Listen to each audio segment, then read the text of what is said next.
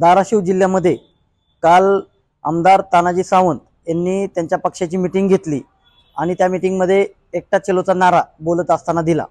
महायुतीचा धर्म पाळता येत नसेल तर ठीक आहे, परंतु राष्ट्रवादी पक्ष ही अवलाद सत्तेशिवाय राहू शकत नाही अशी खालच्या पातळीवरती जाऊन आमदार तानाजी सावंत साहेब यांनी टीका केलेला आहे।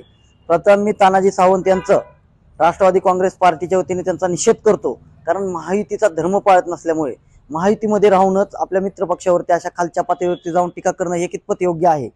एकनाथ शिंदे साहेबांनी तानाजी सावंत यांना मंत्रिपदापासून का लांब ठेवलं आहे याचं अगोदर त्यांनी आत्मपरीक्षण करण्याची गरज आहे, कारण वैफल्यग्रस्त झालेले तानाजी सावंत हे असं चुकीच्या पद्धतीने राष्ट्रवादी काँग्रेस पार्टीचे वक्तव्य करत आहेत, ह्या पक्षाला बदनाम करण्याचा प्रयत्न करत आहेत। परंतु इथून पुढच्या काळामध्ये तानाजी सावंत यांनी जर चुकीच्या पद्धतीचं राष्ट्रवादी काँग्रेस पार्टीच्या पक्षाला जर चुकीच्या पद्धतीने वक्तव्य केलं तर तानाजी सावंत यांना राष्ट्रवादी काँग्रेस पार्टीचे कार्यकर्ते जशास तसं उत्तर देतील।